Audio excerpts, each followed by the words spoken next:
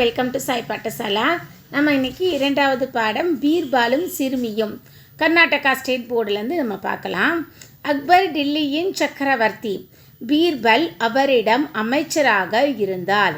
ஒரு நாள் அக்பர் பீர்பாலிடம் ஒரு புதிர் போட்டார்.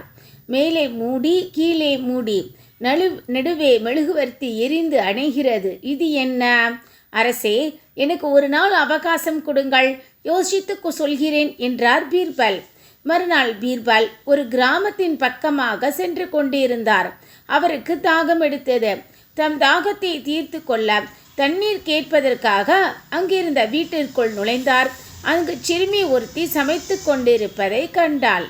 அந்த சிறுமியை பார்த்து, நீ என்ன செய்து கொண்டிருக்கிறாய் என்று கேட்டார் பீர்பல். குழந்தையை சமைத்து கொண்டிருக்கிறேன், தாயாரை எரிய விட்டு கொண்டிருக்கிறேன் என்று அந்த சிறுமி கூறினாள். அப்படியா? உன் தந்தையார் எங்கே என்று சிறுமியிடம் கேட்டார் பீர்பல். என் தந்தையார் மண்ணுடன் மண்ணை சேர்ப்பதற்கு சென்று இருக்கிறார் என்றால் அந்த சிறுமி. உன் தாயார் எங்கே என்று பீர்பல் கேட்ட பொழுது, ஒவ்வொன்றையும் இரண்டாக ஆக்கச் சென்றிருக்கிறார் என்றார். இப்பதில்களை கேட்டு பீர்பல் திகைத்து போய்விட்டார். இந்த சமயத்தில் அந்த சிறுமியுடைய தாய் தந்தையார் அங்கு வந்தனர். அவர்களிடம் பீர்பல் எல்லா விவாதத்தையும் கூறினார். தந்தை, அவள் சரியாகத்தானே கூறியிருக்கிறாள் என்றார். எனக்கு ஒன்றும் புரியவில்லையே என்றார் பீர்பல். துவரம் பருப்பை வேக வைத்து கொண்டு அதற்காக அடுப்பை எரிப்பதற்கு துவரஞ்செடியின் காய்ந்த சுள்ளிகளை விறகாக பயன்படுத்தி கொண்டிருக்கிறாள். அதனைத்தான் குழந்தையை சமைத்து கொண்டு தாயாரை எரித்து கொண்டிருக்கிறேன் என்று கூறியுள்ளார் என்றார் சிறுமியின் தந்தை. நீங்கள் மண்ணுடன் மண்ணை சேர்க்க சென்றதாக கூறினாளே என்றார் பீர்பல். என்னுடைய உறவினர் ஒருவர் இறந்து விட்டார்.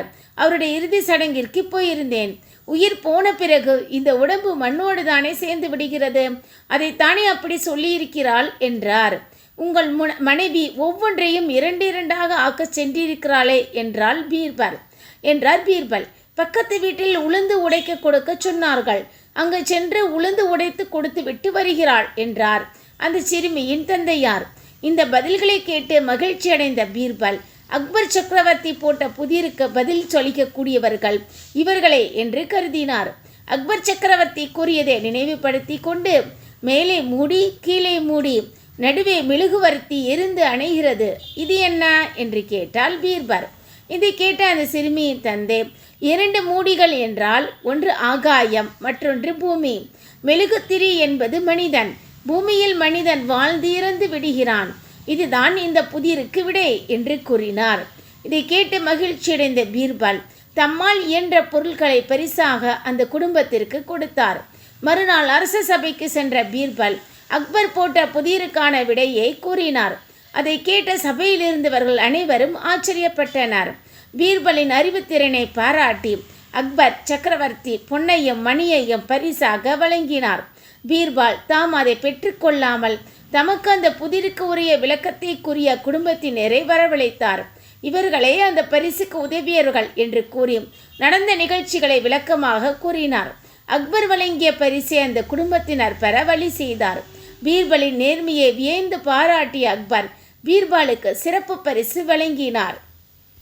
இது பீர்பால் கதை தொகுப்பிலிருந்து எடுக்கப்பட்ட ஒரு கதை. தேங்க்யூ. என்னுடைய சேனல் சாய் பாட்டசாலா ஷேர் பண்ணுங்கள், சப்ஸ்கிரைப் பண்ணுங்கள், கமெண்ட் பண்ணுங்கள்.